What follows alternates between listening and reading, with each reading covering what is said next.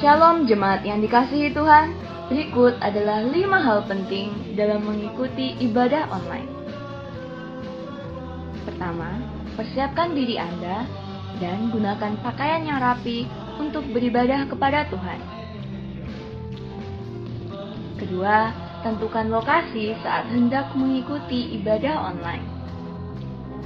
Ketiga, usahakan mengikuti ibadah online sampai selesai, kemudian baru melanjutkan aktivitas lainnya. Yang keempat, beribadahlah dengan sungguh-sungguh, terlibat aktif dalam berdoa dan memuji serta menyembah Tuhan. Dan yang terakhir, catatlah firman Tuhan yang disampaikan sehingga dapat dibaca kembali agar mudah diingat dan dipraktekkan dalam kehidupan sehari-hari. Mari kita persiapkan diri kita untuk masuk dalam hadirat Tuhan. Selamat beribadah, Tuhan Yesus Kristus memberkati. Puji nama Tuhan. Shalom saudara. Shalom. Selamat pagi untuk kita semua. Selamat berjumpa kembali dalam ibadah atau kebaktian umum kita di pagi hari ini. Puji nama Tuhan. Mari saat ini kita akan segera memulaikan ibadah kita. Untuk itu mari sebelum kita masuk dalam penyembahan, kita tundukkan kepala kita satu dalam doa. Terima kasih ya Tuhan, kami bersyukur untuk pagi hari yang indah ini Tuhan, Engkau masih memberikan kami kesempatan. Kami boleh datang mempersiapkan diri kami untuk kami boleh menyembah-Mu. Bahkan sebentar kami boleh mendengarkan firman-Mu Tuhan. Kami percaya Engkau yang bersama-sama dengan kami. Roh Kudus-Mu ada di tengah-tengah kami. Roh Kudus-Mu yang mengurapi setiap kami Tuhan. Sehingga kami boleh dilayakkan untuk kami masuk di dalam hadirat-Mu. Dan kami boleh mendengarkan setiap firman-Mu. Apa yang menjadi keinginan-Mu dalam setiap kehidupan kami. Terima kasih ya Tuhan. Segala bentuk pekerjaan roh jahat iblis yang mencoba mengganggu ibadah ini, kami mau ikat, kami patahkan, kami hancurkan di dalam nama Tuhan Yesus Kristus. Mari Engkau tutup bungkus kami dengan kuasa darah-Mu Tuhan. Kami mau serahkan seluruh rangkaian ibadah ini ke dalam tangan-Mu, di dalam nama Tuhan Yesus Kristus. Haleluya. Amin.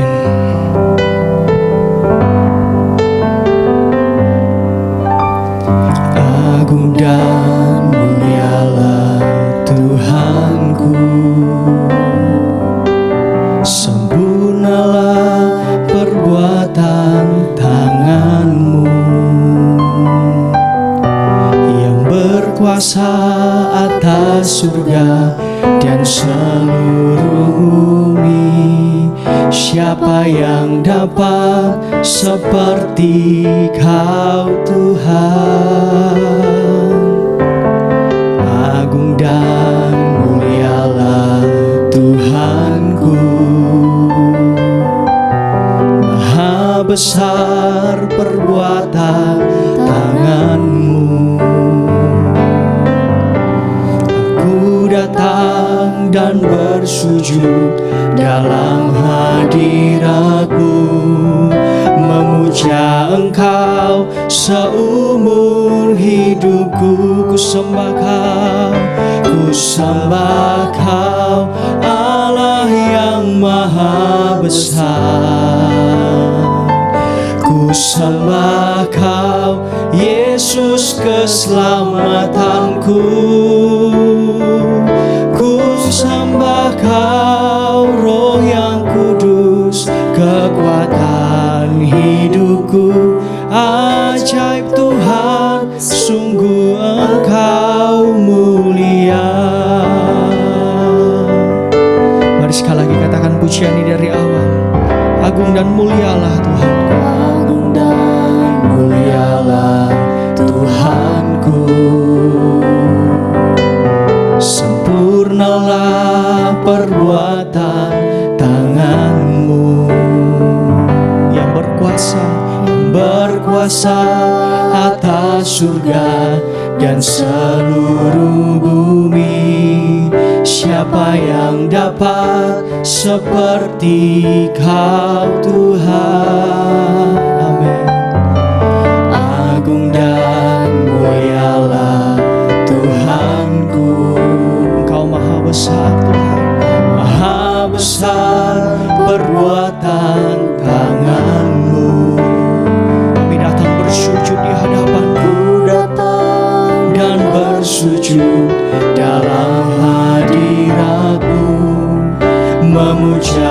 Kau seumur hidupku. Ku sembah Kau, ku sembah Kau, Allah yang maha besar. Amin.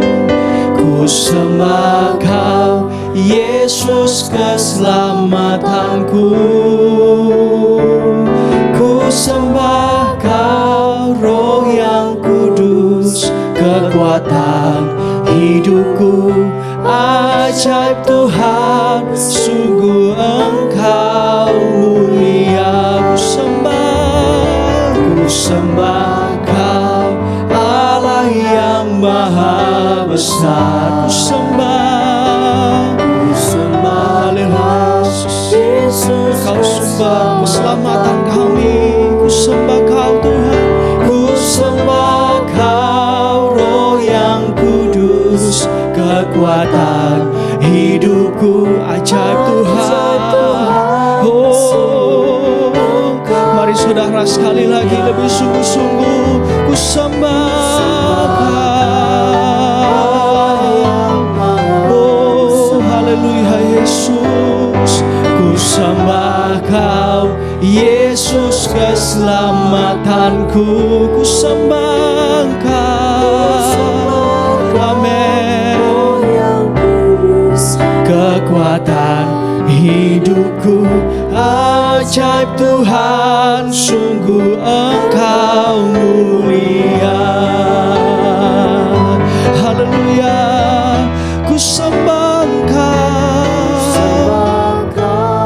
Allah yang maha besar. Amin. Ku sembah Kau, Yesus keselamatanku. Ku sembah Kau,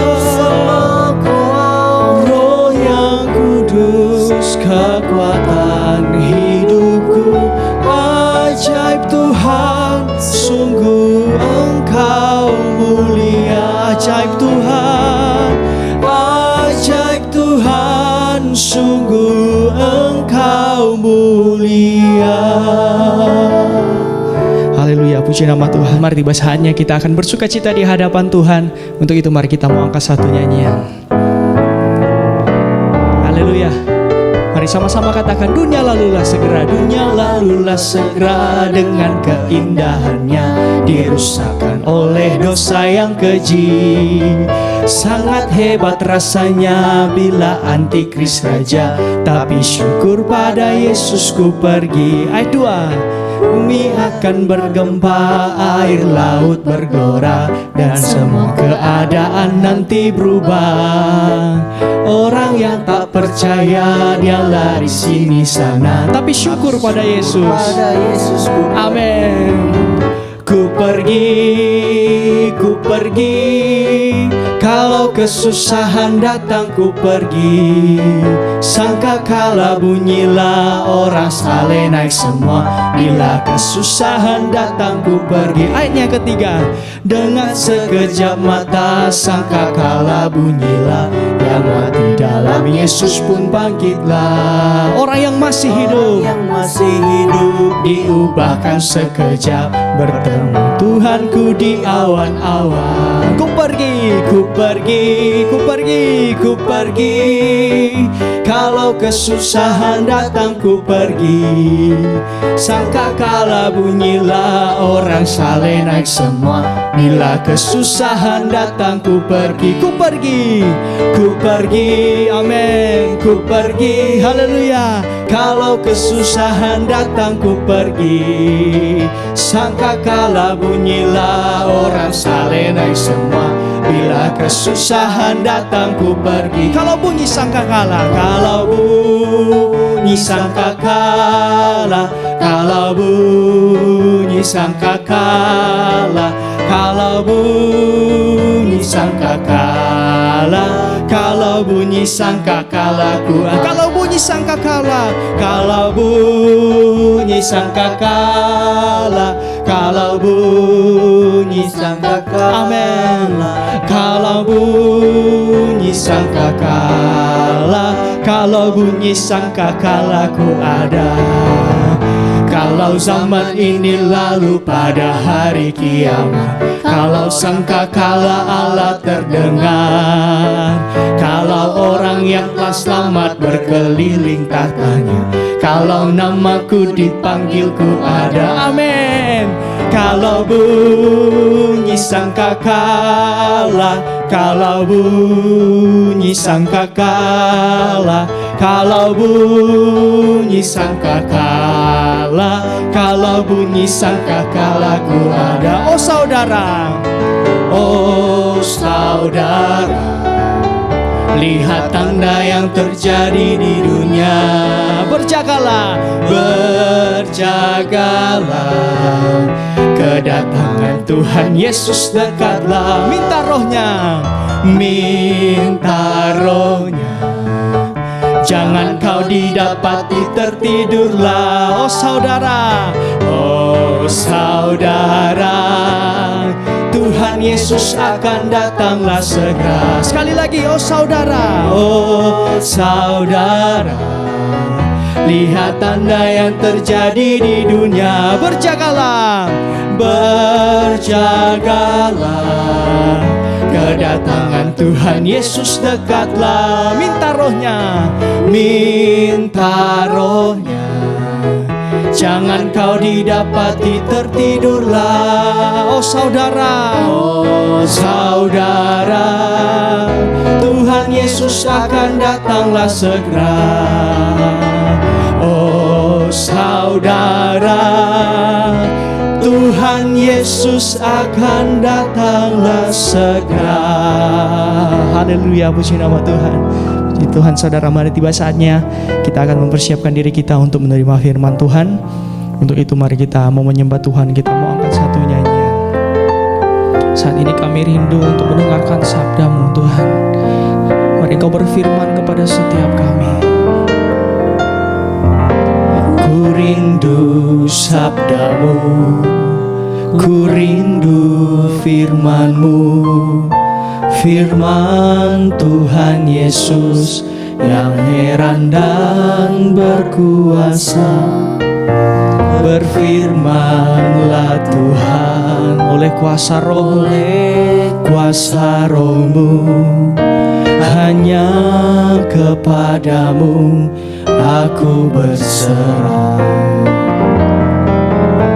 Ku rindu sabda-Mu, ku rindu firman-Mu, firman Tuhan Yesus yang heran dan berkuasa.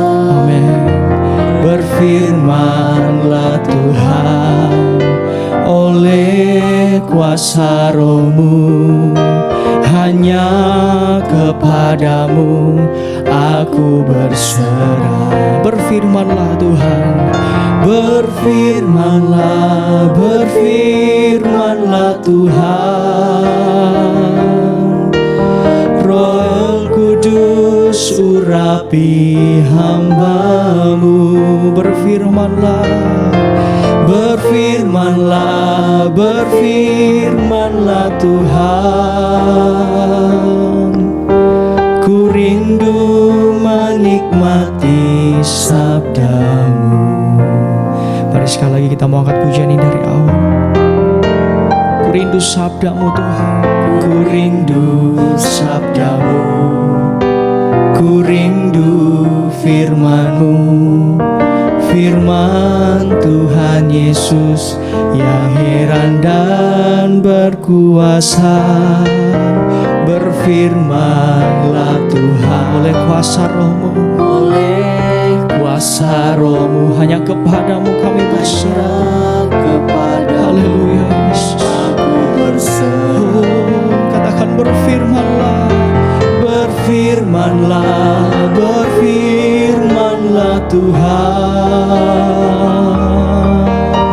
Roh Kudus urapi hamba-Mu. Berfirmanlah, berfirmanlah, berfirmanlah Tuhan. Kami rindu menikmati sabda-Mu, menikmati menikmati sabdamu.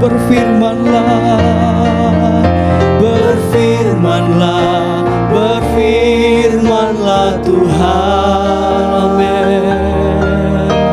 Roh Kudus urapi hamba-Mu.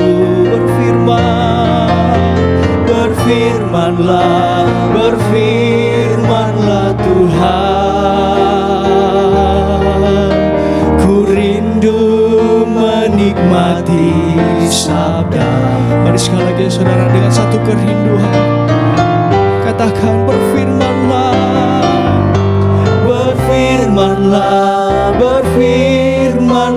Tuhan. Amin.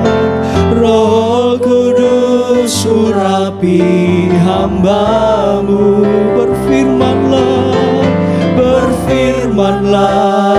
Amin. Inilah kerinduan kami Tuhan. Ku rindu menikmati sabda-Mu. Ku rindu menikmati sabda-Mu. Benar Tuhan, sampai dengan saat ini kami begitu rindu untuk mendengarkan firman-Mu. Untuk itu saat ini Tuhan, kami mau datang sujud di hadapan-Mu. Kami mau datang di ujung kaki-Mu Tuhan. Urapi kami dengan kuasa Roh Kudus-Mu, sehingga kami boleh mendengarkan firman-Mu Tuhan. Dan biarlah firman-Mu itu boleh tertanam dalam setiap hati kami. Terima kasih Tuhan, di dalam nama Tuhan Yesus Kristus. Haleluya. Amin. Bersama istri saya sampaikan shalom. Hari ini adalah kembali hari anugerah. Berbahagia kita boleh sama-sama lagi dalam ibadah hari Minggu. Kiranya Tuhan Yesus memberkati kita sekalian, jemaat dimanapun berada, saudara-saudara yang mengikuti ibadah kami ini. Tuhan Yesus memberkati kita sekalian. Hari ini saya akan menyampaikan firman Tuhan Matius 26 ayat 36 sampai 46. Temanya di atas itu, perikopnya ditulis di Taman Getsemani. Di taman inilah Tuhan bergumul untuk menyerahkan kehendaknya kepada Bapa yang di sorga, untuk menjalankan misinya datang ke dunia menjadi korban penghapus dosa bagi seluruh isi dunia. Mari kita baca ayat 36. Maka sampailah Yesus bersama-sama murid-muridnya ke suatu tempat yang bernama Getsemani. Lalu ia berkata kepada murid-muridnya, "Duduklah di sini sementara aku pergi ke sana untuk berdoa." Dan ia membawa Petrus dan kedua anak Zebedeus sertanya. Maka mulailah ia merasa sedih dan gentar. Lalu katanya kepada mereka, "Hatiku sangat sedih, seperti mau mati rasanya." Rasa-rasanya mau mati, kata Tuhan. Berat sekali. Iya. Dia waktu itu benar-benar 100% manusia. Pengakuan ini kita harus teguh, ya. Sebab rohnya antikris, kata 1 Yohanes 4, tidak mengakui bahwa Allah di dalam Yesus pernah menjadi manusia. Ya, tapi kita yang dipenuhi Roh Kudus, kita harus sadar dan pengakuan yang penuh percaya bahwa Allah di dalam Yesus telah datang sungguh-sungguh manusia. Ya, lanjut. "Tinggallah di sini dan berjaga-jagalah dengan aku." Ya. Maka ia maju sedikit, lalu sujud dan berdoa katanya, "Ya Bapakku, jikalau sekiranya mungkin, biarlah cawan ini lalu daripadaku. Tetapi janganlah seperti yang ku kehendaki, melainkan seperti yang Engkau kehendaki." Ini penyerahan yang penuh kepada Bapa di sorga untuk menggenapi firman yang telah dinubuatkan. Yesus adalah penggenap firman yang dinubuatkan dari zaman perjanjian lama. Dan waktunya tiba, di Taman Getsemani dia begitu gentar takut. Di dalam Injil Lukas dilukiskan di situ oleh tabib Lukas bahwa Yesus begitu gentar dan takutnya sehingga keringatnya, peluhnya bagaikan titik-titik darah. Coba kita baca Lukas 22 ayat yang ke-44. Ia sangat ketakutan dan makin bersungguh-sungguh berdoa. Iya. Peluhnya menjadi seperti titik-titik darah yang bertetesan ke tanah. Nah, peluhnya seperti titik-titik darah yang bertetesan di atas tanah. Saya teringat di dalam kitab Imamat bahwa di atas tutup pendamaian maka imam memercikan 7 kali percikan darah, serta di muka peti juga demikian halnya. Coba kita membacanya dalam Imamat 16 ayat yang ke-14.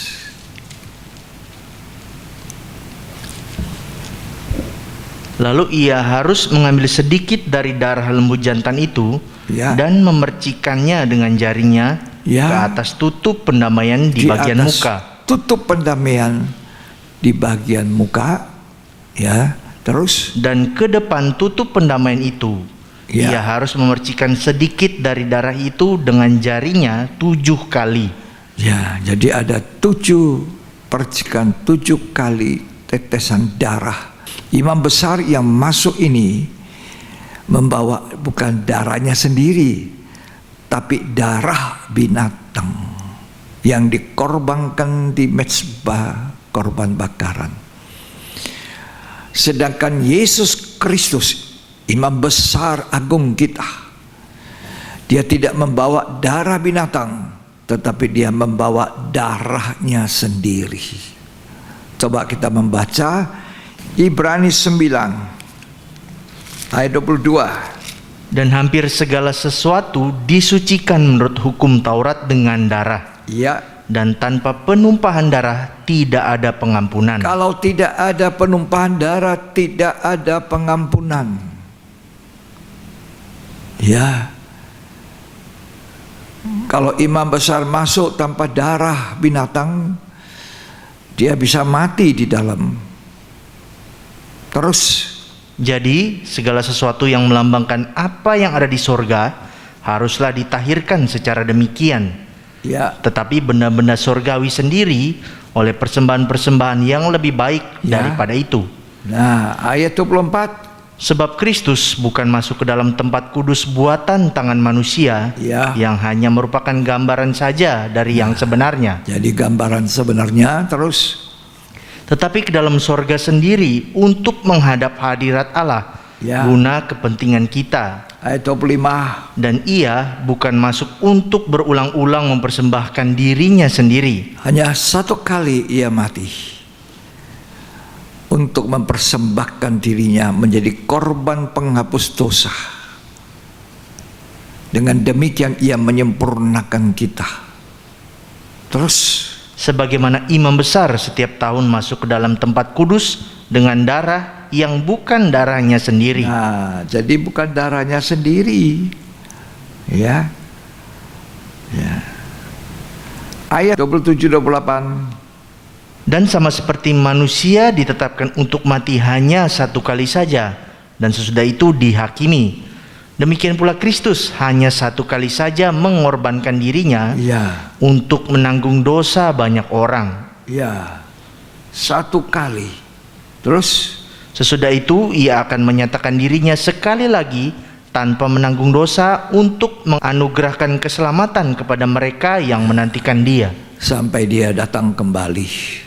1 kali Kristus mati untuk dosa masa lampau kita, dosa yang kita masih lakukan sekarang ini pada masa kini, dan mungkin dosa yang akan masih kita lakukan pada masa yang akan datang. Satu kali dia mati, tidak untuk ulang berulang naik ke atas kayu salib.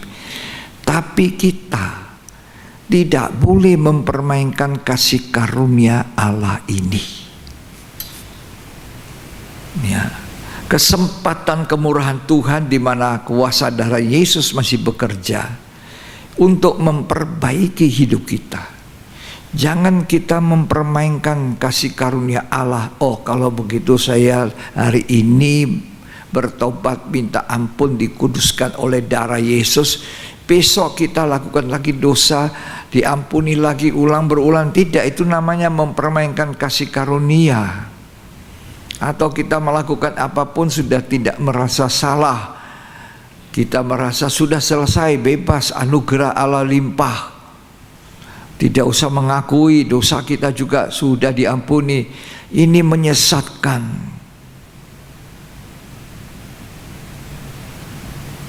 Kristus mati untuk satu kali bagi kita. Dan kita harus berkata juga, Tuhan, saya tidak ingin mengulangi. Ya. Akui dengan baik. Jangan memandang remeh korban Yesus Kristus, tapi menghargai korban itu, menghargai darahnya Yesus Kristus. Sebab darah binatang yang dipercikkan di atas tutup pendamaian tidak bisa menyucikan hati nurani, ya. Tetapi darah Kristus, kata Alkitab Ibrani 9:14, betapa lebihnya darah Yesus yang bisa mampu menyucikan hati nurani kita dari perbuatan yang sia-sia. Namun demikian, apa yang dilakukan di Perjanjian Lama itu merupakan gambaran daripada korban Kristus yang sudah digenapkan oleh Kristus di atas kayu salib.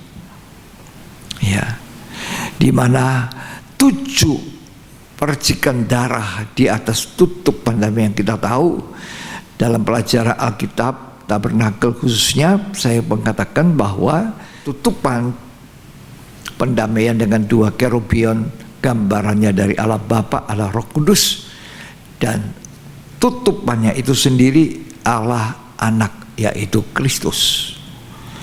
Nah, di atas pendamaian imam besar memercikkan darah binatang itu. Itu gambaran dari sengsara, tanda darah. Dia harus mencucurkan darah di atas kayu salib untuk menanggung dosa kita semua. Dosa seluruh isi dunia.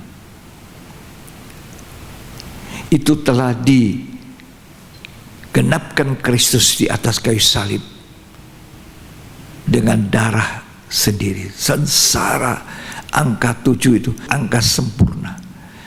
Sempurna sengsaranya Yesus, berat dan sempurna matinya Yesus. Dia tidak pinsang,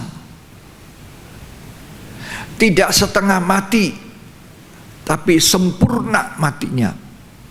Sampai ketika para prajurit memeriksa 3 orang yang tergantung di kayu salib, dia melihat penjahat di sebelah kiri. Oh, orang ini belum mati, supaya tidak kesakitan lama dipukul, supaya cepat bisa diturunkan mayatnya, dikuburkan. Dipukul tulangnya, kakinya prak, patah tulangnya. Demikian juga yang di sebelah kanan daripada Yesus. Tapi ketika mereka sampai kepada Kristus, mereka lihat rasanya orang ini sudah mati, tidak usah lagi dipatahkan kakinya. Demikianlah nats Alkitab berkata, tidak satu pun tulang-tulang daripada Tuhan dipatahkan. Saya percaya setiap kata firman yang dinubuatkan itu digenapkan Allah, dan Yesus sendiri sudah menggenapkan itu. di dalam dirinya. Tidak satu pun tulangnya patah. Tetapi ketika mereka berkata untuk menguji mati tidak, diambil tombak dan ditombaklah iga dekat hatinya, ya rusuk itu, dan keluar air dan darah. Itu pernyataan bahwa sungguh-sungguh Yesus telah mati. Air dan darah keluar untuk melahirkan saya dan saudara gereja Tuhan.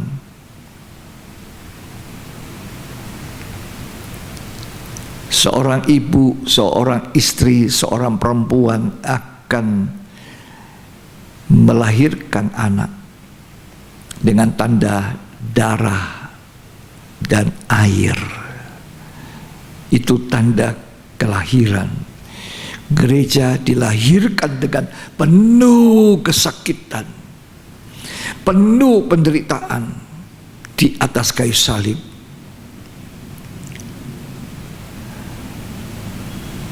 Yesaya menggambarkan tidak ada orang bisa mengenal dia lagi, wajahnya begitu buruk. Tetapi saudara tahukah bahwa segala yang dilakukan, dipikul oleh Yesus itu adalah memikul segala beban kita, kelemahan kita, bahkan sakit penyakit kita. Dan dikatakan oleh Yesaya bahwa oleh bilur-bilurnya kamu sembuh. Puji Tuhan, Tuhan Yesus memberkati kita. Saya ingin kembali bagaimana dalam Matius 26 dikatakan sebagai manusia dia ketakutan, sedih, sehingga dia mengajak 3 orang muridnya, Petrus, Yohanes, dan Yakobus. Kalau boleh dia berbagi rasa sakit, dia berbagi rasa sedih kepada 3 orang murid ini yang spesial diizinkan bersama-sama dia. Tetapi kenyataannya ketika Tuhan bergumul di Getsemani itu, dalam doa, muridnya 3 ini tidur. Tidur itu mengenakan daging. Ya. Tapi berdoa berjaga itu menyakitkan daging. Menyakitkan daging kita. Ya. Lalu Tuhan keluar menegur mereka. Tidak sanggupkah kamu berjaga-jaga 1 jam lamanya bersama aku? Jadi Tuhan Yesus ingin 3 murid ini turut sepenanggungan. Tapi mereka tidak melakukan itu. Mereka tidur. Sama dengan kita seringkali. Setiap kali kita memperingati hari raya korban Yesus, Jumat Agung yang tanggal 2 nanti kita memperingati, seluruh dunia berlibur memperingati hari kematian Yesus. Seluruh dunia libur. Ya. Tapi kita juga seringkali tetap tidur, tetap mau hidup enak-enak dengan daging, perbuatan daging, kelakuan di dalam hawa nafsu daging. Padahal Yesus Kristus telah mati untuk menghentikan perbuatan daging kita di dalam melakukan dosa.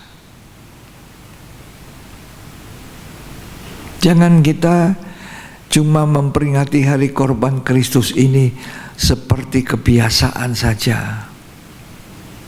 Hanya pada hari itu kita sedih karena kita ingat kita orang berdosa. Hanya pada saat itu kita pikul salib rasanya. Tapi besok lusa sudah tidak lagi. 1 minggu tidak lagi. 1 bulan sudah rasanya ya kembali kepada kebiasaan lama. Coba waktu murid-murid itu tidur, Tuhan datang, bangun. Tidakkah kamu sanggup berjaga-jaga bersama aku? Cuma 1 jam, tidak lama. Ternyata mereka tidur lagi. Tidur lagi. Tidur lagi. Ya. Coba kita baca Matius 26 ayat 37.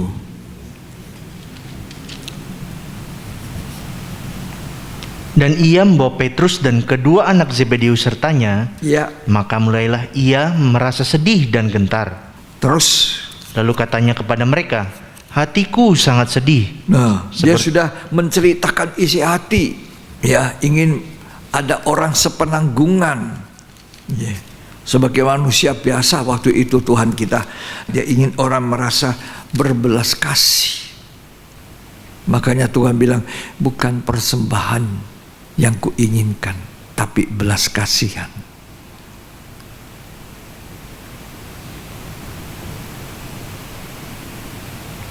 Lanjut. Seperti mau mati rasanya. Ya, aku ini rasa-rasanya mau mati, kata Tuhan. Terus, Tinggallah di sini dan berjaga-jagalah dengan aku. Lalu ia maju sedikit, lalu sujud dan berdoa katanya, ya, Ya Bapakku, jikalau sekiranya mungkin, biarlah cawan ini lalu daripadaku. ya, Tetapi janganlah seperti yang ku kehendaki, melainkan seperti yang engkau kehendaki. nah, ayat 40. Setelah itu ia kembali kepada murid-muridnya itu dan mendapati mereka sedang tidur. Ya, Dan ia berkata kepada Petrus, tidakkah kamu sanggup berjaga-jaga 1 jam dengan aku? ya, Berjaga-jagalah dan berdoalah supaya kamu jangan jatuh ke dalam pencobaan. ya, orang yang tidak berdoa lebih gampang jatuh. Daging ini lemah, roh itu penurut. Kalau saya tanya, banyakkan jemaat, bahkan yang sudah melayani, apakah kamu ada doa 1 jam 1 hari? Pasti jawabannya kebanyakan bilang tidak.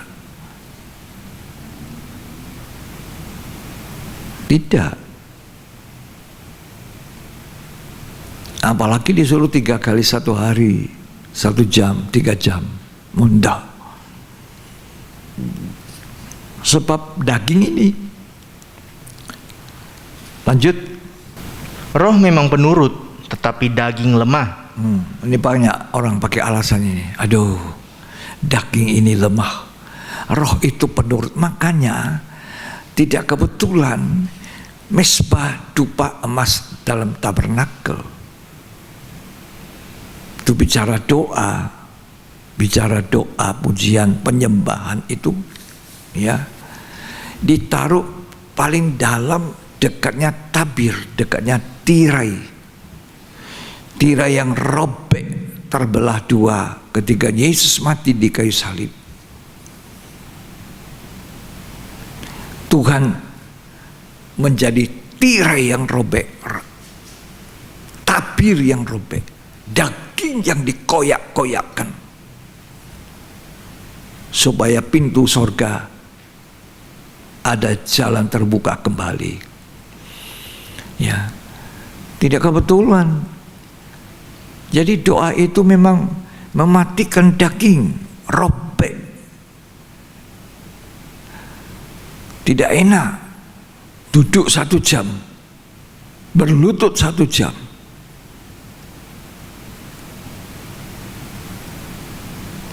Tapi justru keadaan di akhir zaman ini, itu yang kita butuhkan. Kita berada di mezbah dupa emas itu, dalam penyembahan, dalam pujian, dalam kerendahan hati. Tapi yang seringkali kita lakukan berjam-jam pegang HP, tidak terasa dibandingkan 1 jam kita masuk dalam hadirat Tuhan. Tuhan bilang, tidak sanggupkah kamu berjaga-jaga 1 jam bersama aku? Mas 1 jam. 1 hari kita dikasih berapa waktu? Coba tolong dijawab. Yang di sini berapa? Berapa jam? 24. Banyak sekali itu, 24 jam. Berapa jam dipakai tidur? Berapa jam dipakai tidur? 8 jam. 8 jam. Ini 3 murid sudah puas 8 jam. Tapi masuk di Getsemani itu dia masih tidur lagi.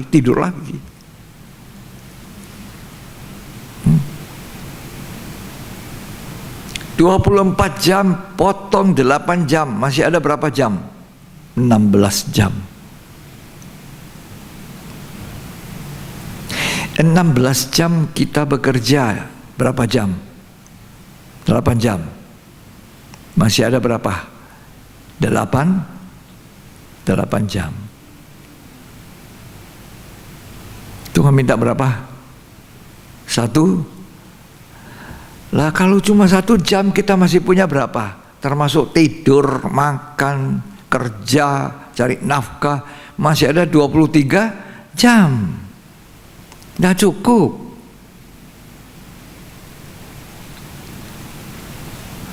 Tuhan minta kita di akhir zaman ini berjaga-jaga, berdoalah bersama aku, bersekutu dengan aku 1 jam. Toh kita tidak bisa lakukan itu.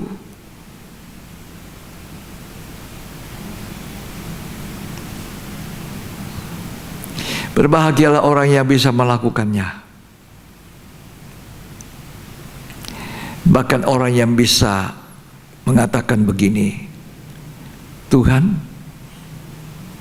karena Engkau memberi aku hidup, aku bisa bernafas, aku bisa melakukan ini dan itu. Maka karena Tuhan kasih hidup, kasih kekuatan, aku bisa bekerja, bisa mendatangkan hasil, punya nafkah hidup. Maka Tuhan, setiap pemberian Tuhan, berkat Tuhan, saya sadar untuk mengembalikan milikmu 1/10-nya dari hasil jerih lelah saya mencari nafkah atau berkat yang saya terima. Tapi berbahagia orang yang bisa mengatakan, Tuhan, seandai kata tidak ada waktu 24 jam itu, kan aku tidak bisa menghasilkan apa-apa. Aku bisa hidup sehat. Maka aku ingin mempersembahkan persepuluhan, bukan materinya, tapi waktuku.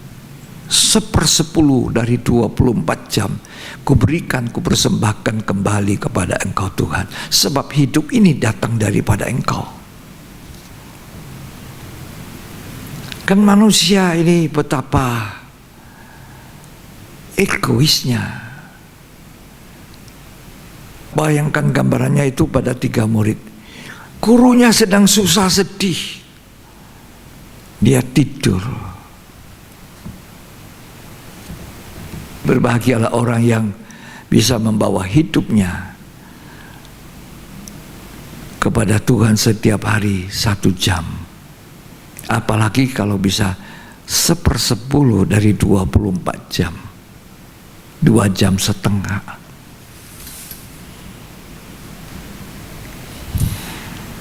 Sudah, kata Tuhan, tidur saja. 3 kali mereka tidur. Tuhan bolak-balik, mereka tidur. Tuhan bilang, sekarang tidurlah. Berapa kali mereka pergi tidur? 3 kali. Bolak-balik tidur. Sebelumnya Tuhan sudah mengingatkan kepada Petrus. Petrus, malam ini semua kamu imanmu goncang. Wah, gagah. Petrus bilang, oh enggak. Semua orang imannya bisa goncang. Imannya goncang, aku tidak.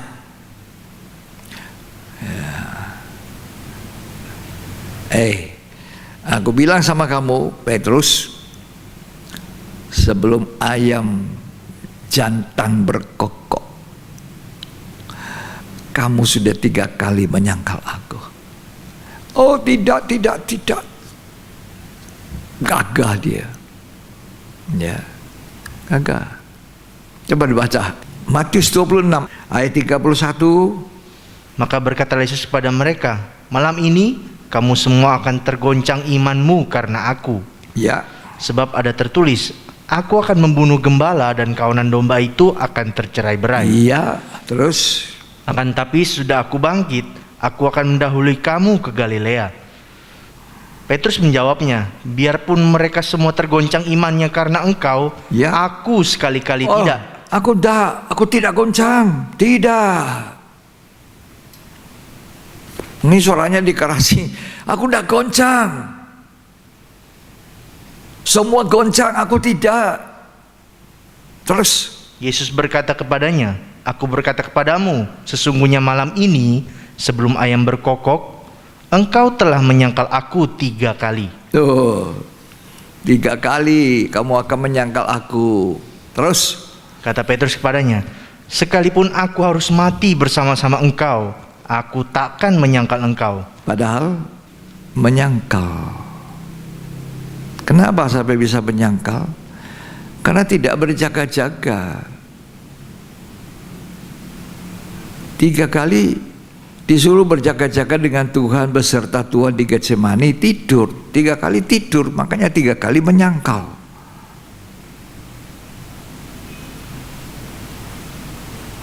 Kalau kita setiap hari ada waktu untuk Tuhan dalam pujian, penyembahan, berintiman dengan Tuhan, intim,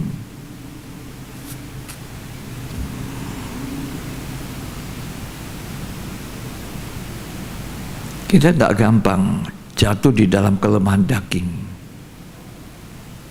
Tapi kalau kita mengabaikan berintiman dengan Tuhan,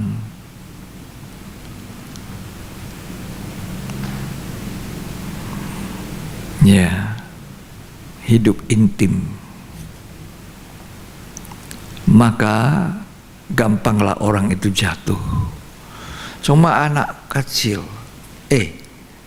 kamu ini kan juga muridnya ya? Oh tidak, aku tidak kenal. Sumpah tidak kenal. Betul, tidak. Betul, tidak. Berkokoklah ayam. Dia ingat itu, sedih hatinya. Petrus menyesal.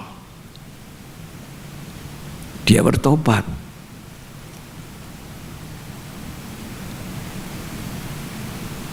Petrus menyesal, tapi akhirnya dia bertobat.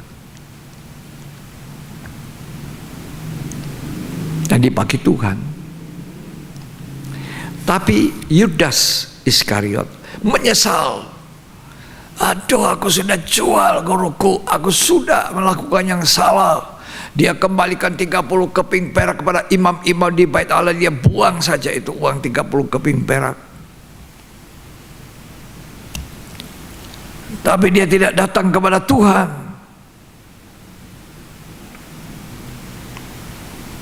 Dia menyesal, tapi dia gantung diri. Perutnya terburai, kata Alkitab.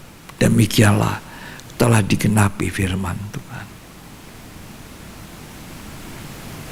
Tuhan Yesus berkata, berjaga-jaga bersama aku 1 jam 1 hari.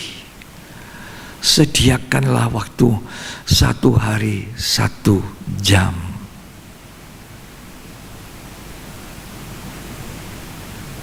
Memang Petrus adalah murid yang senior. Dia itu orangnya gampang omong, ceplos-ceplos aja. Ya. Tuhan kenal Petrus, tahu dia. Ya. Waktu Tuhan memberitakan bahwa dia akan mati, naik di atas kayu salib, bangkit pada hari ketiga. Tidak. Engkau tidak akan mengalami itu. Dia sayang gurunya, dia cinta.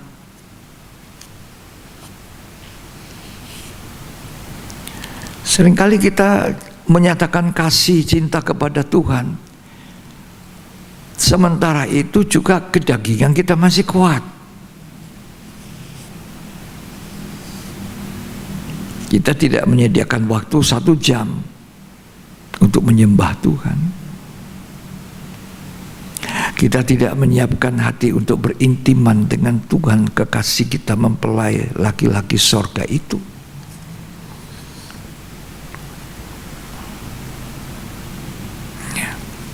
Akhirnya apa yang terjadi?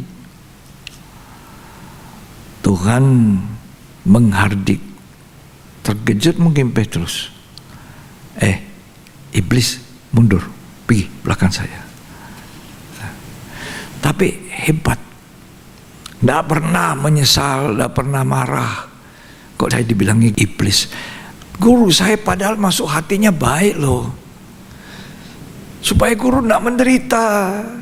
Saya tidak mau lihat itu. Kok saya dikatai iblis? Coba kalau saudara yang dikatai begitu, sudah mau berbuat baik tapi malah dibentak lagi. Nyah setan. Wah. Tapi Petrus tidak tersinggung. Tidak tersinggung. Kalau dia tersinggung, dia ikut terus Tuhan. Tapi begitulah keadaannya dia. Tuhan kenal. Tuhan kenal kita masing-masing dengan benar, dengan jelas. Tuhan tahu kita cinta kepadanya. Tapi kita seringkali berlaku seperti Petrus. Coba kita baca itu ya, Matius 16. Ayat 22, 23 dan 24. Tetapi Petrus menarik Yesus ke samping dan menegur dia, katanya, Ya, Tuhan, kiranya Allah menjauhkan hal itu. Hal itu sekali-kali takkan menimpa engkau. Allah menjauhkan itulah, tidak ada. Jadi rupanya Petrus ini memang cinta gurunya, ini sayang sekali. Terus Maka Yesus berpaling dan berkata kepada Petrus, Enyahlah iblis, enyahlah iblis, engkau suatu batu sandungan bagiku. mundur ke belakang, engkau jadi batu sandungan bagi aku.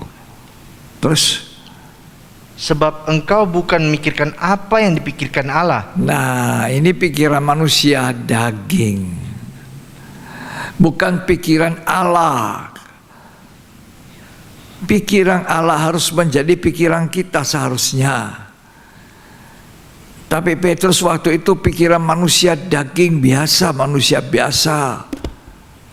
Ya, terus Melainkan apa yang dipikirkan manusia. ya, apa yang manusia pikirkan, keenakan dagingnya.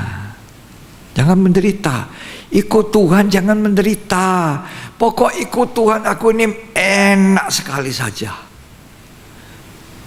Serba enak. Rumah ada, mobil ada, uang ada, deposito banyak, semuanya serba enak. Makan enak, semua enak. Tuhan tidak katakan demikian kepada kita. Coba lanjut dibaca. Setiap orang yang mau mengikut aku, Setiap orang yang mau mengikut aku ia harus menyangkal dirinya, harus menyangkal diri, itu daging ini harus disangkal. Terus memikul salibnya, pikul salib, dan mengikut aku. baru ikut Tuhan. Makanya seringkali tahu-tahu tiba-tiba kita kena sesuatu, daging kita kena. Tiba-tiba ada orang yang mengatai kita, tiba-tiba ada orang yang mencemooh, merendahkan kita. Itu kesempatan mematikan daging, menyalibkan daging, tapi lebih banyak kita tidak menyalibkan daging. Kita melawan, kita berontak.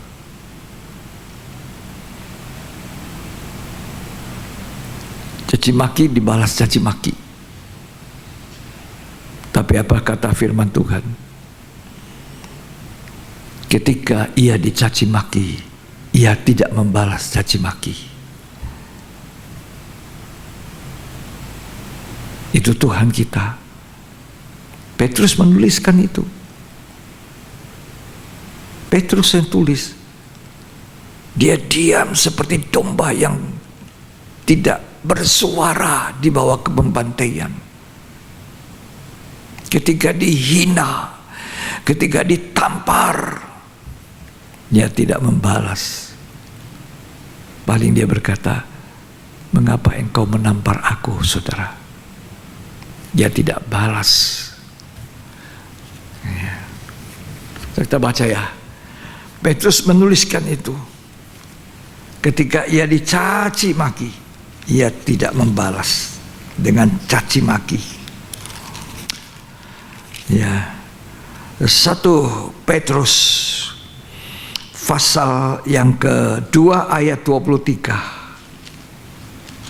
Ketika ia dicaci maki, ia tidak membalas dengan mencaci maki. Tidak balas caci maki.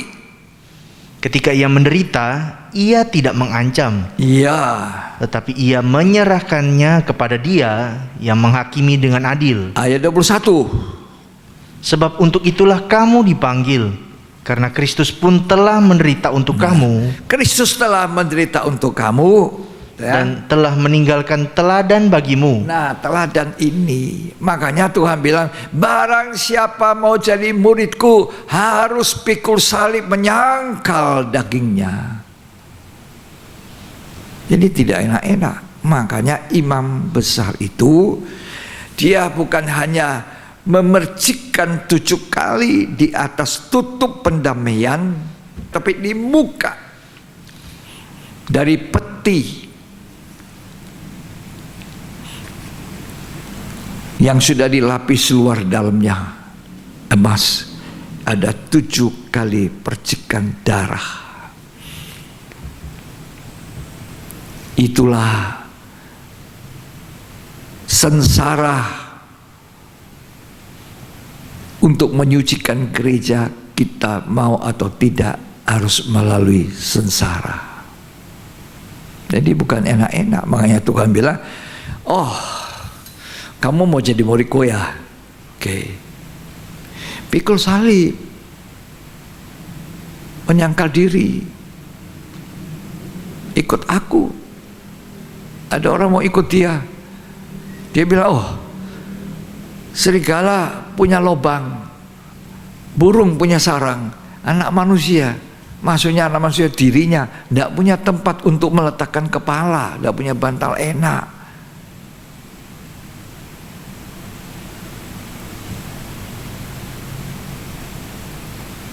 Kalau aku guru dan Tuhanmu mengalami, kamu juga mengalami.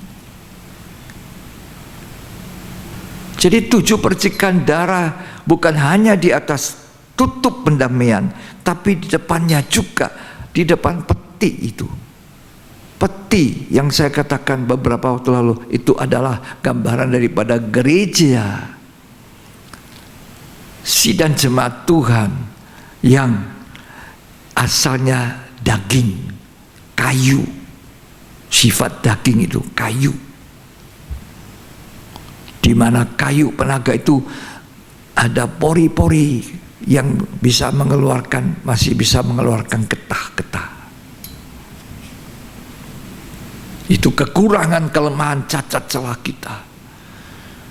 Bahkan mungkin penderitaan-penderitaan itu dibersihkan hanya dengan dilapisi emas luar dalam. Tapi di depannya Tuhan kasih ingat, barang siapa mau jadi muridku, pikul salib. Sama Tuhan pikul salib, kamu juga pikul. Petrus tidak mau. Itu pikiran daging, Petrus, pikiran manusiamu itu. Ya, yang betul. Dibawa ke Getsemani, tidur. 3 kali Tuhan tidur, tidur sekarang ya. Sudah, waktunya sudah. Maka datanglah Yudas Iskariot, peluk cium Guru.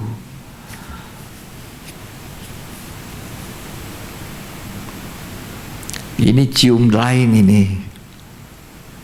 Ya. Cium luarnya, dalamnya tidak. Shalom, dalamnya tidak shalom. Bermuka dua. Kemunafikan, di dalamnya tidak sama luarnya. Tuhan mencari integritas kita, yang dalam dan luarnya sama. Itu petinya dilapis emas murni, supaya nanti cocok dengan tutupannya emas murni.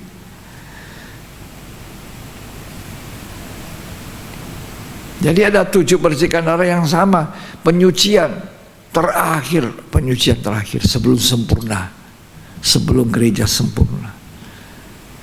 Mau atau tidak, barang siapa mau jadi muridku, pikul salib,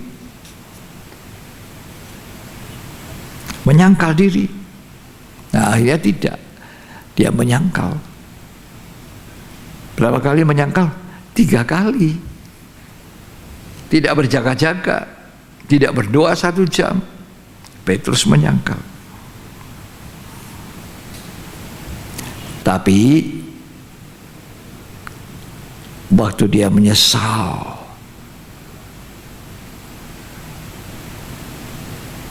Petrus sudah lain, nggak lagi seperti dulu.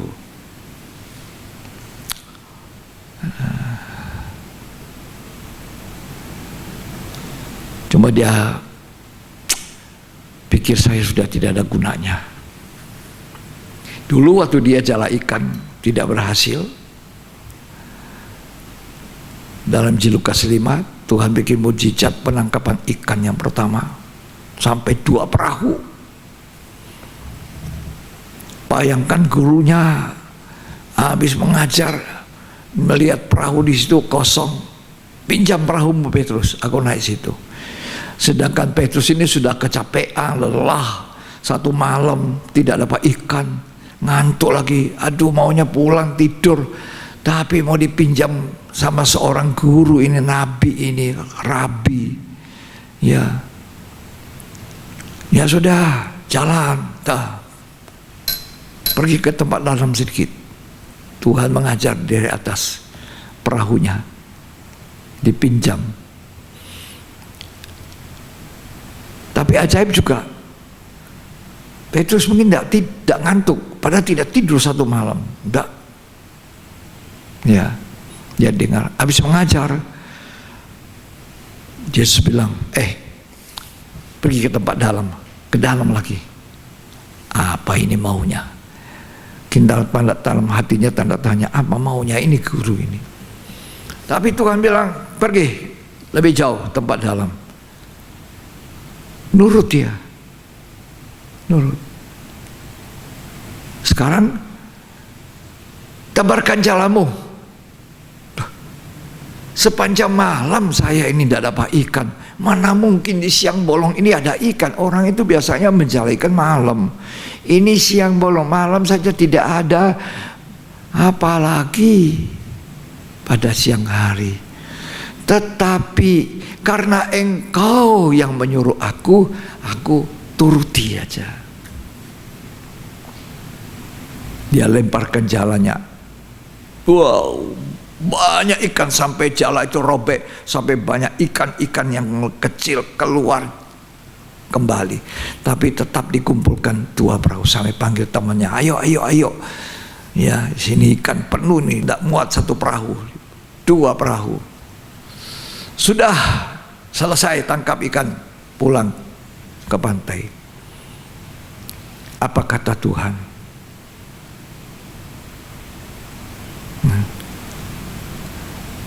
Aku akan jadikan kamu penjala manusia. Lalu mereka meninggalkan apa? Sudah ikannya begitu banyak ditinggalkan.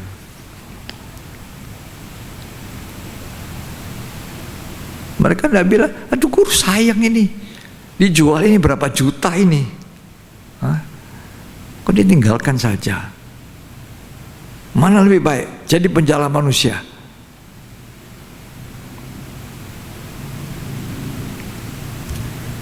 Tapi dia tinggalkan, ikut Tuhan terus. Cuma sayang, dia tidak bakar. Perahunya tidak dibakar, jalannya tidak dimusnahkan, malah disimpan. Tidak sama Elisa, ikut Elia. Semua dibakar, jadi kayu api. Binatang yang dipakai untuk membajak disembelih. Nah ini Petrus tidak. Makanya ketika dia sudah gagal, dia sudah menyangkal, dia frustrasi, dia berpikir, ya, Andreas, Filipus, mau ikut tidak? Kita tangkap ikan lagi. Lalu, oke, ikut. Saya ikut ya. Mereka ditangkap ikan. Satu malam tidak ada ikan, biar 1 ekor.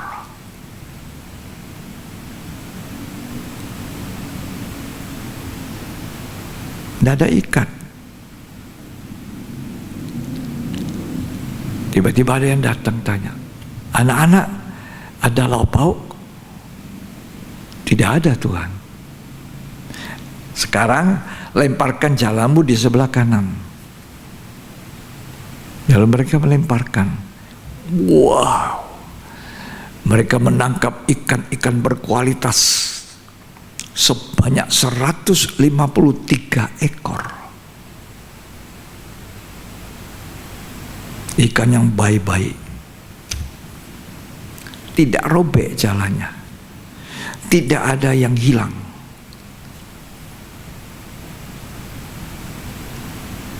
Dan mereka akhirnya kenal, wah ini guru Tuhan. Petrus bilang, ya Tuhan guruku. Dia turun cepat-cepat di dalam laut. Karena apa? Dia telanjang, tidak berpakaian, telanjang, kata Alkitab.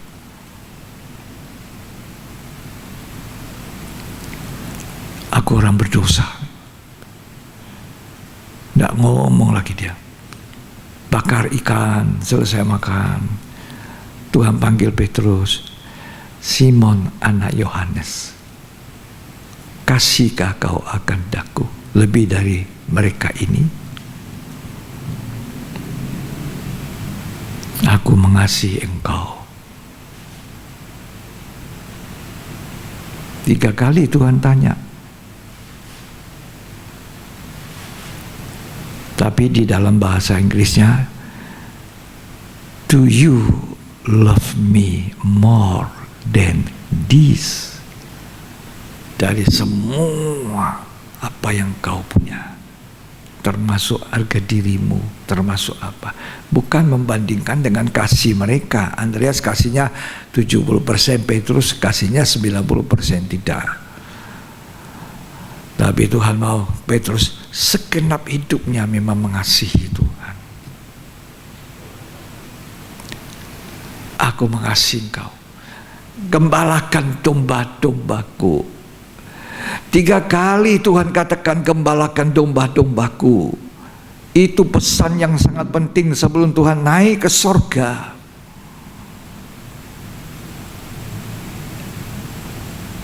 Pesan penggembalaan itu adalah pesan yang sangat dibutuhkan untuk gereja di akhir zaman.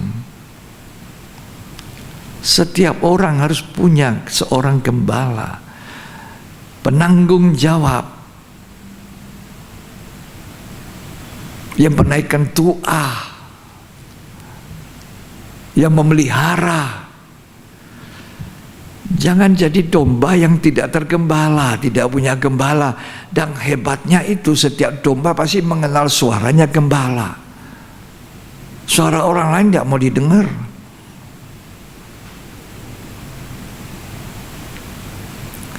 Gereja Tuhan harus punya gembala. Itu pesan sebelum Tuhan Yesus naik ke surga. Gembalakan domba-dombaku. Baik domba-domba yang baru lahir, masih kanak-kanak, masih baby, maupun domba yang sudah dewasa, kasih makan, maupun domba yang sudah dewasa tapi masih bersifat kanak-kanak, suka apa namanya itu ya, ya pokoknya seperti kanak-kanak lah, tidak dituruti maunya, marah-marah, nangis, ya itu seperti kanak-kanak. Masih minta susu. Bayangkan kalau orang sudah tua, berkumis, baru mulutnya apa, dikasih apa itu, dot gitu, udah tua. Ini bayangkan. Tapi ada dalam gereja, ada, ya, ada, bukan tidak ada, ada.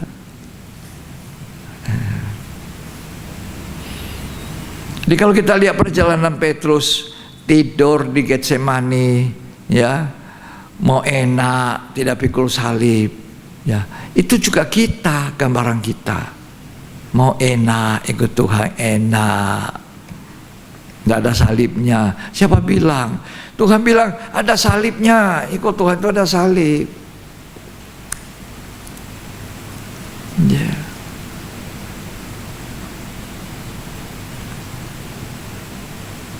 Petrus ini adalah kehidupan yang memang susah.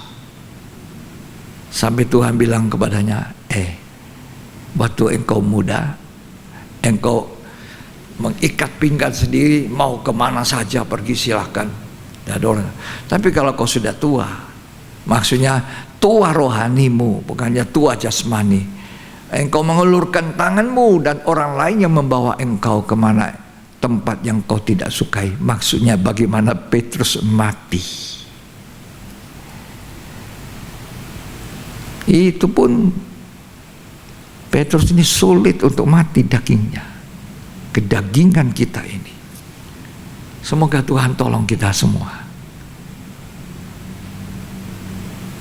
Tuhan Yesus memberkati kita. Biarlah berita Getsemani ini menjadi berkat untuk kita, supaya kita selalu mau berjaga-jaga bersama Tuhan di akhir zaman ini, 1 jam 1 hari. Tuhan Yesus memberkati.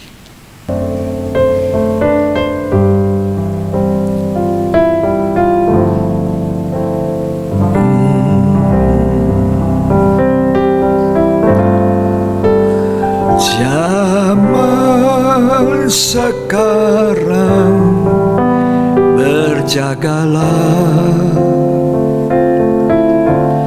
lihat dunia bergelora,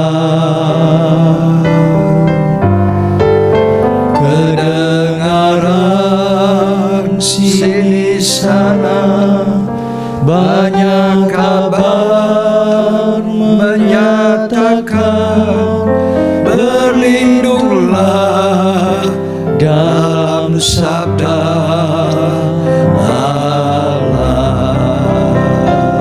Zaman sekarang berjaga, zaman sekarang berjagalah, lihat dunia bergelora, lihat dunia bergelora, kedengaran sini sana banyak kabar menyatakan, berlindunglah dalam sabda Allah. Tempat yang aman, berlindung di balik sabda Allah. Sabda Allah pasti digenapi. Petrus, aku berkata kepadamu, Malam ini, sebelum ayam jantan berkokok, kamu sudah 3 kali menyangkal aku. Walaupun Petrus berkata tidak, walaupun semua orang goncang imannya, aku tidak.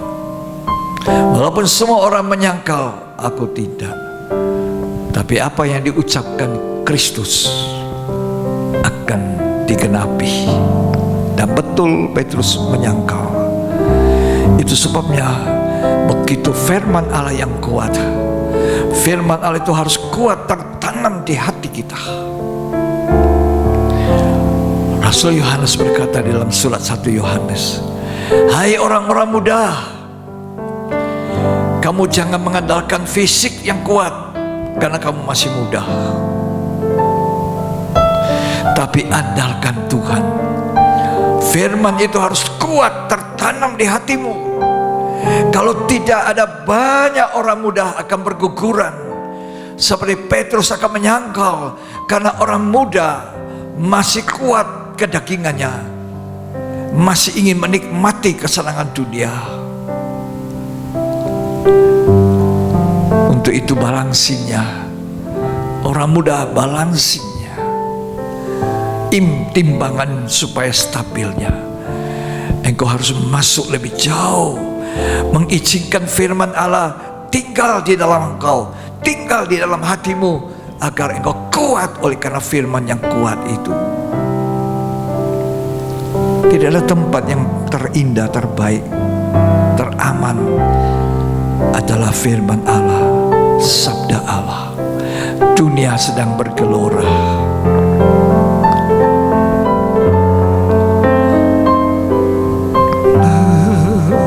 dalam sabda Allah. Zaman sekarang, zaman sekarang, berjagalah. Lihat dunia bergelora, lihat dunia bergelora. 1 tahun lebih kita dalam kesulitan, sini sana banyak kabar dengan wabah corona. Berlindunglah Siapa yang kita harapkan dalam kalau bukan Tuhan?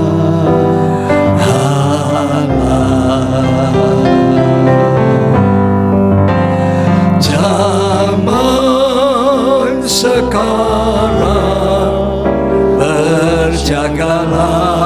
Siapa yang mau berlindung kepada Tuhan di balik sabdanya? Mari kita angkat tangan kita dua-dua. Mau kita menyembah dan berharap hanya kepada Tuhan.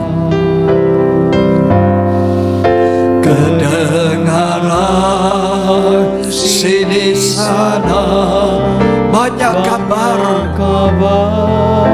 menyatakan, berlindunglah dalam sabda Allah. Zaman sekarang, zaman sekarang, berjagalah. Amin. Lihat dunia bergelora, kedengaran sini sana banyak kabar menyatakan, berlindunglah dalam sabda Allah.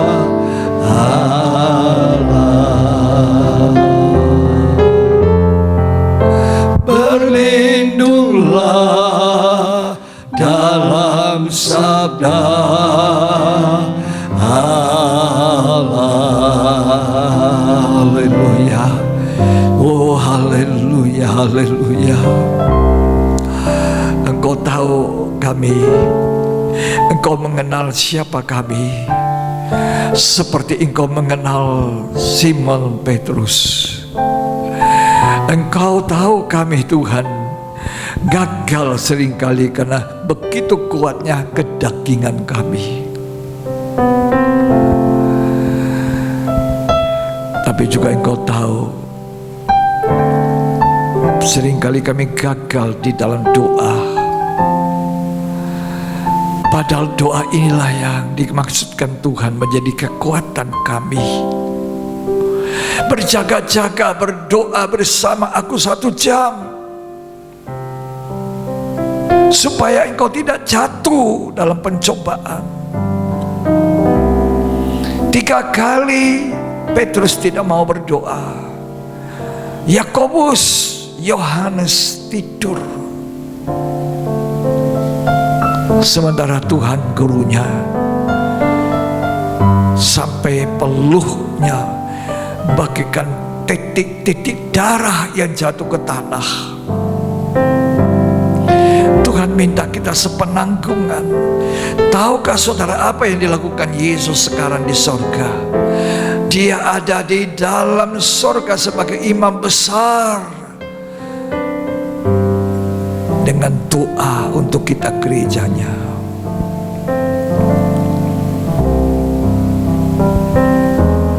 Kalau hari ini kita masih ada, masih kuat, bukan karena gagah, bukan karena kuat gagah kita, karena Tuhan yang berdoa dan karena Roh Kudus yang memberikan kita kekuatan. Mari kita jangan main-main dengan kasih karunia Tuhan. Tuhan Yesus mati di atas kayu salib 1 kali untuk menghapuskan dosa seisi dunia. Kita jangan menggunakan kesempatan hidup ini untuk kembali kepada dosa. Tapi biar kita boleh mengikut Tuhan, mengiring Tuhan sampai sempurna, sampai peti dari tabut perjanjian lapisannya sudah sempurna dengan emas murni, luar dan dalam. Luar dan dalam kita sama. Sekarang banyak kali kita tidak sama dalam dan luarnya. Ini waktunya topeng-topeng kita buka. Tuhan Yesus tahu segala sesuatu. Tuhan tahu dan Tuhan perdengarkan firman Tuhan hari ini. Itu tidak kebetulan. Pada saat saudara dengar itu, itulah kebutuhanmu. Terima kasih Tuhan. Terima kasih untuk firman Allah yang selalu mengingatkan kami untuk tekun di dalam doa, tekun di dalam pujian, penyembahan, menghadap hadirat Allah, memiliki hadirat Allah, hidup berintiman dengan Tuhan. Terima kasih untuk firman Tuhan di dalam nama Yesus Kristus. Amin. Puji Tuhan. Puji Tuhan, Tuhan memberkati kita. Biarlah semua kita tergembala dengan baik. Ya, semoga walaupun kita belum semua bisa kumpul di gedung gereja, tapi kita tergembala dengan firman.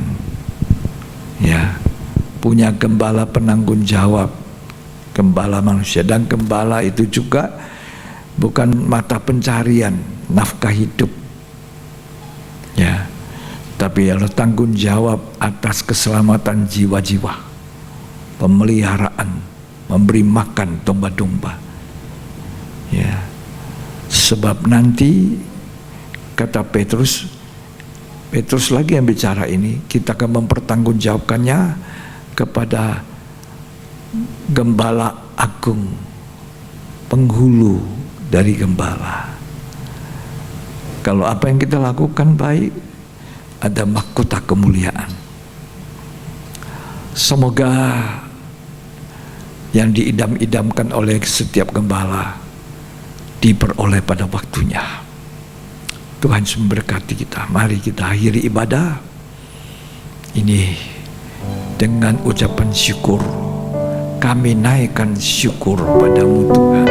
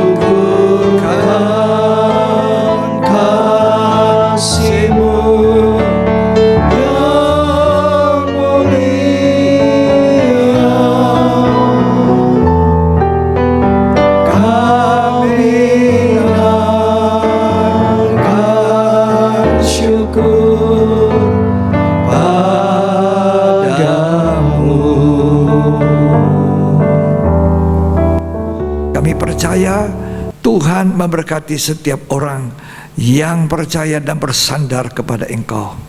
Kami percaya Tuhan, yang sakit Tuhan sembuhkan, yang lemah Tuhan kuatkan, yang susah Tuhan hiburkan. Kami juga masih berdoa buat Anton Takapaha yang masih ada di rumah sakit. Tuhan kiranya menolong, memberkati dan menyembuhkan dia. Tidak ada yang mustahil bagi Engkau Tuhan.